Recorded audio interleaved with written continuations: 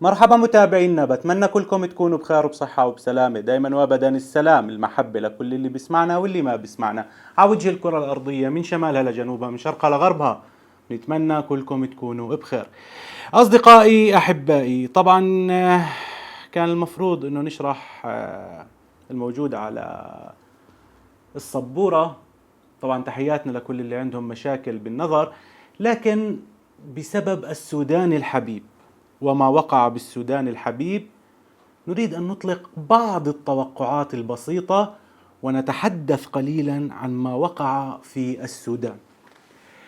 وبسبب السودان طبعا اللهم احفظ السودان وكل من يسير على أرض السودان، حيث أعلنت السلطات المحلية والعالمية نقلا عن مسؤولين في السودان الحبيب أن ما يقارب 35 شخصا على الأقل لقوا حتفهم. لماذا؟ إثر انهيار سد في السودان، مشيرة إلى أن العدد الإجمالي ربما يكون أعلى بكثير. وأشارت المنظمة الدولية إلى أن انهيار السد دمر 20 قرية دفعة واحدة. هل لك أن تتخيل هذا الرقم؟ 20 قرية دفعة واحدة أتاها وكأنه طوفان ودمرها كاملة، والكمال لله عز وجل. وتضررت منازل 50,000 شخص تقريبا، أو لحق بها الدمار الكامل.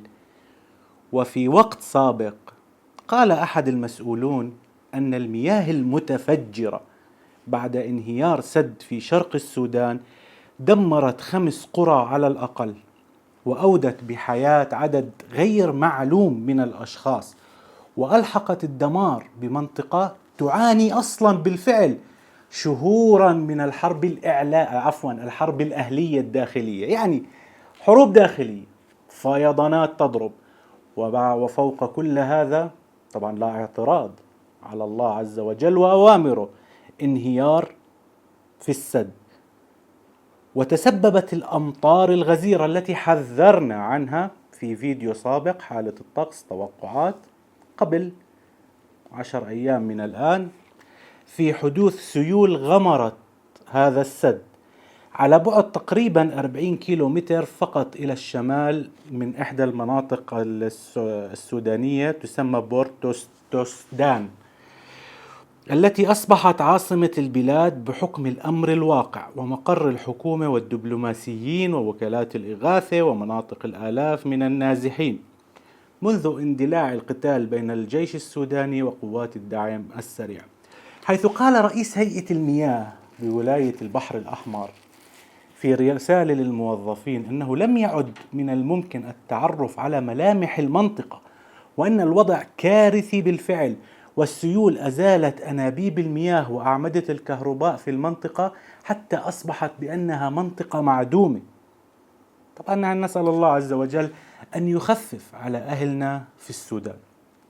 أصدقائي أحبائي، طيب، مناسبة ما يقع من سيناريوهات مناخية وتغير مناخي وتحديات مناخية، نريد أن نطلق بعض السيناريوهات أو التوقعات حول ما هو قادم إن شاء الله، ورؤيتنا الخاصة بالنسبة لهذه المسألة نركز عليها مرة أخرى، معلي تحملونا. حيث أن أكثر السيناريوهات نتحدث عنها بأنها ممكن أن تكون صعبة على كوكبنا الجميل هو ارتفاع حرارة الأرض بشكل كبير. هذا ارتفاع حرارة الأرض بداية في شكل كبير يؤدي إلى ذوبان الجليد وارتفاع مستوى سطح البحر، وبالتأكيد الغرق للمدن الساحلية. هذه مهمة، ضع تحتها 1000 خط أحمر. المناطق الساحلية، هذا القط تبعنا بده يفوت عندي يسجل معي. المناطق الساحلية المشرفة على المحيطات والبحار مهددة ممكن في ارتفاع منسوب المياه والغرق، خاصة مع التغيرات المناخية وموجات الحر الشديدة والفيضانات. 2، عندنا مشكلة ممكن انها تواجهنا بسبب التغير المناخي، نقص المياه العذبة. لأنه عندنا بسبب زيادة عدد السكان والطلب على المياه الجوفية والمياه العذبة بجميع أشكالها وحتى السدود وإلى آخره، وتلوث المصادر المائية بسبب التلوث البيئي والمصانع ومخلفاتها وإلى آخره من هذه الأمور، ممكن يؤدي إلى يعني أزمات ليست فقط في مياه الشرب، بل كذلك أزمات غذائية، أزمات في قطاع الزراعة. ثلاث، ممكن يصير لا سمح الله طبعا انتشار للأمراض، وهو متوقع في أكثر من جهة انتشار الأمراض.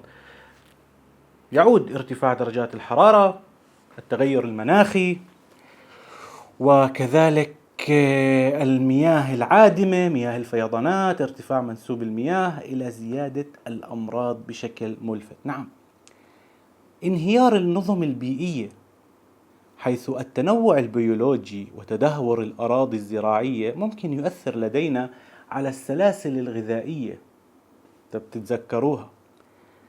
طبعا لدينا كذلك ما يسمى بالتطرف المناخي والأحداث يعني المتطرفة، مثل زيادة وتيرة الزلازل، الأعاصير، الفيضانات، الجفاف، الحرائق، ممكن تؤدي إلى خسائر بشرية، أو كذلك نتحدث خسائر في الأراضي والغطاء الأخضر إلى الأرض.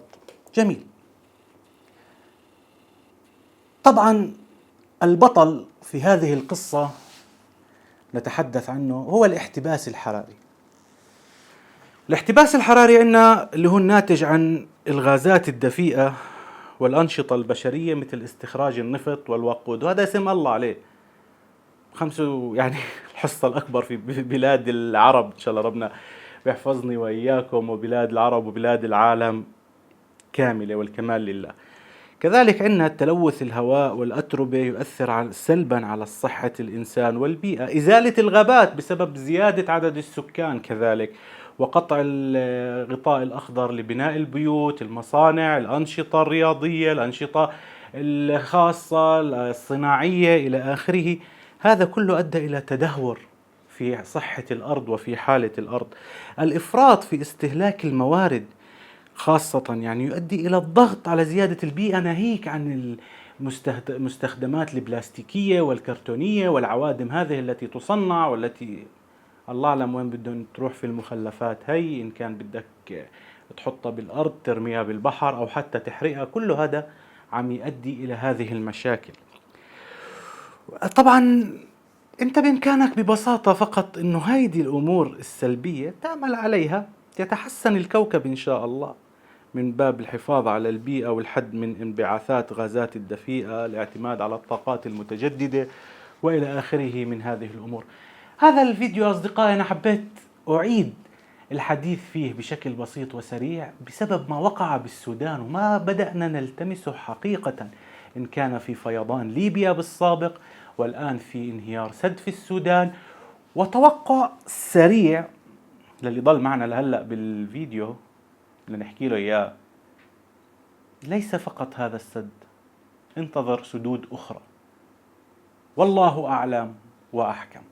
حبايبي وين ما كنتوا، بحبكم، شكرا لكم.